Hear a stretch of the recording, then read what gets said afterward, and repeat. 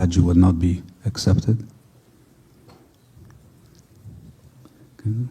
So how can people make sure that they're on the right track for Hajj to be accepted?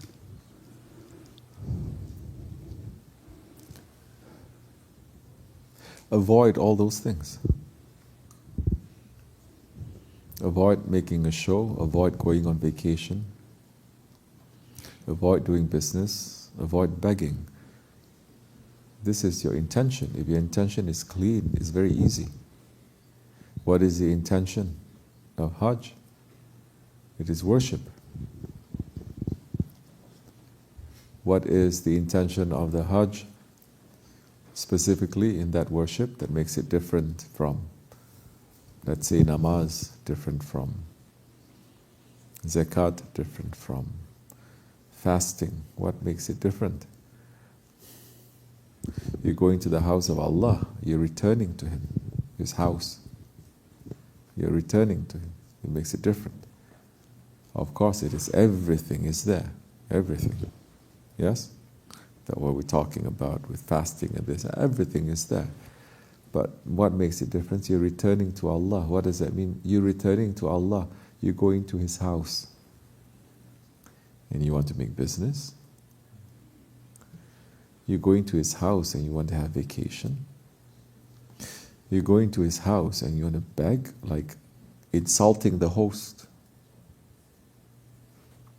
Don't do that.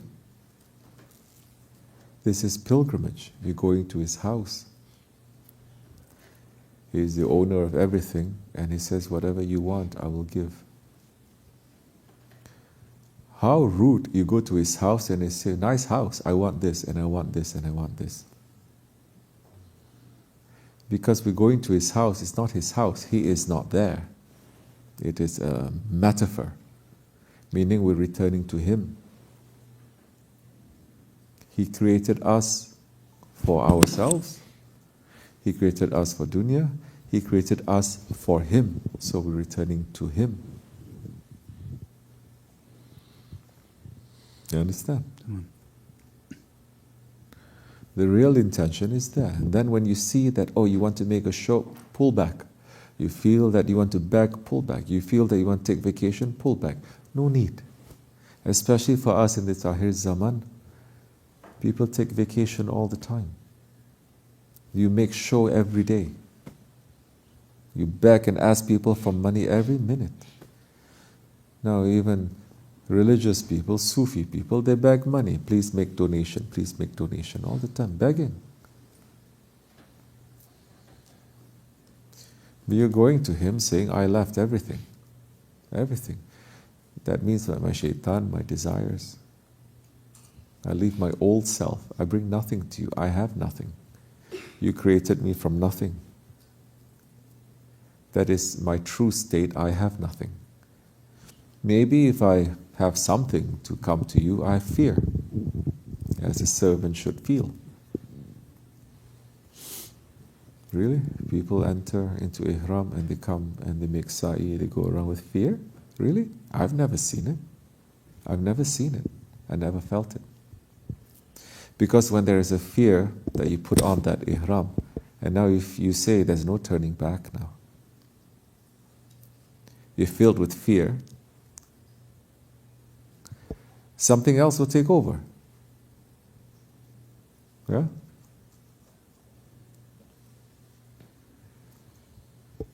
Everything will be different. It is, you'll be different there, you'll come back different also.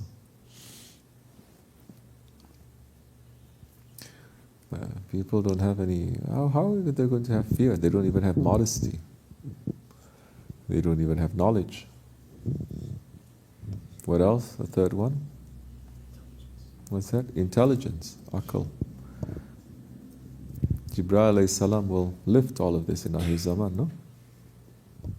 Jibreel alayhi salam only comes for prophets, but the Prophet asks him, will you come back? He says, no, I will not, except to lift up these three things. Yes? What? And peace.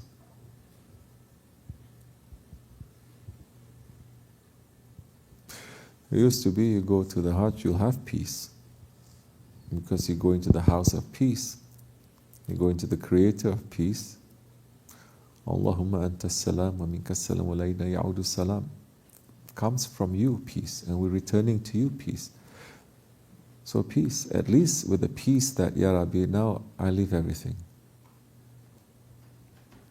Yes, I have fear, but I have peace now because everything is over. I don't have to struggle with that anymore, you know? It's judgment already. I don't have to struggle. It is as you like, right? Before judgment, you have to struggle, no? You have to do this and you have to do that. You have depositions. What else you have? Discovery, you have trial, you have police report. Oh, so much anxiety. Now when it comes to judgment, you're like, yes, you feel scared, but you're also relieved because you finished all of that already. And who are you facing? There's the Lord of the worlds. That He's saying, Rahman and Rahim, first. So if we are understanding that mercy, not for granted, understanding that He's merciful in spite of our disobedience, then that time, even with the fear, there is some peace. You want to sleep, you can go back to sleep. You are both feet in the grave, and I'm giving you sohbat about the grave, but you're sleeping. This is what it is. Sleeping. Anyway, as you like. You understand? Yeah. So you go there like it's a pilgrimage. That's why some things is not right there. It's not supposed to be vacation. The Ottomans, you think they don't know how to build palaces? One of the Ottoman sultans, when he came into power, he says, I want to change the Kaaba to make it to become gold. Why it has to be stone? This is the most precious, most holy. Gold is precious. We want to make. Alim say, Ya Sultan, it's not necessary. Not like that. You understood?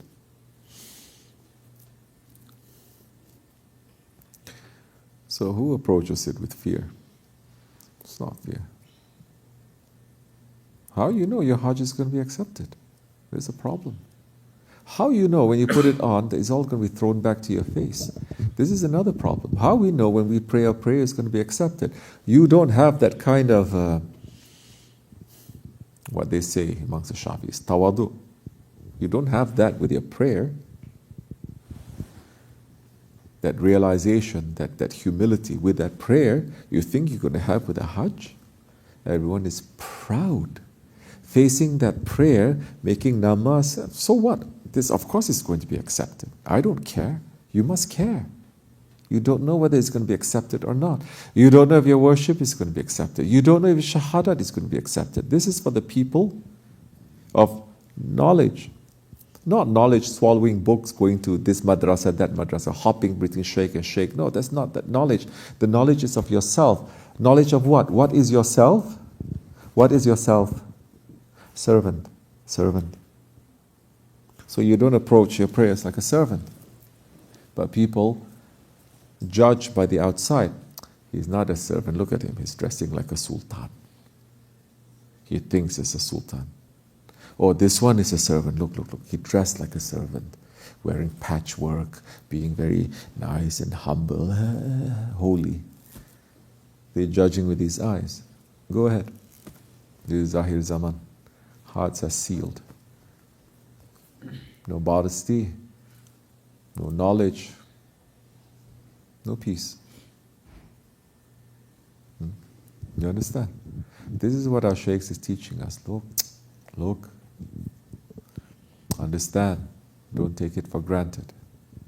Are we supposed to now approach our namaz and everything with such crying and showing? No. To say, oh, it's not accepted, sadness and anxiety. No. This is a servant knowing himself. Ya Rabbi, I'm happy to pray. Because you gave it to me. You gave it to prophets. You gave it to the holy ones. I'm happy. I'm probably going to mess it up.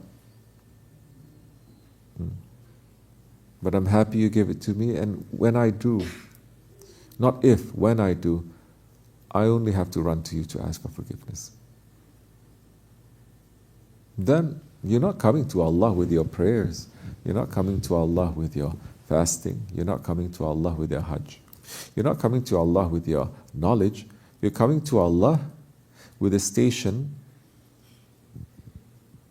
because knowledge and worship, all of that belongs to Allah. He does it better. But you're coming with a station that doesn't fit to Allah, which is what? Servanthood. I'm saying it doesn't fit to Allah, but in reality, we don't do nothing. We're no good for nothing. We think we're serving Allah. Allah is without need. It is an honor to say that you serve the Sultan. But in reality, you think the Sultan needs you? No. Are we doing anything to Allah? No. Are we doing anything for Him? Absolutely not. Is He giving us everything? Absolutely He is. And that is a king. So, like what the khutbah is saying, don't make these for the murids, for the people in tasawwuf. It's not once a year. It's an understanding that you should try to practice every day, your needfulness to Allah. You can never have that feeling to Allah. And if you do, it's fake if you don't feel needy towards your murshid, towards your prophet. But people feel needy to the president. They have no problems feeling needy to the senator. They have no problems being needy to a doctor. Right? They have no problems being needy to their kids, their wives, their husbands, to say, I'm nothing without you. Isn't that shirk? Isn't that shirk? I'm nothing without you. You complete me. I cannot live without you. Isn't that shirk? Khafi, yeah. It's hidden, definitely. But now to the Prophet, to say, I'm nothing without you, that He is the cause for everything to be created. Allah is the prime cause, of course. But everything that is created is for the Prophet ﷺ, in that understanding.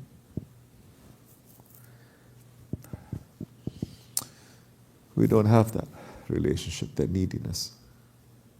Yet look at the Sahabi Kiram. And Allah in His mercy is saying, you don't live during the time of the Prophet ﷺ. He is still your Prophet. He is still your Prophet. I will give you those ones that will represent Him, so that you can have a feeling of that too, a little bit here and there. And this is what we feel with our sheikhs, no?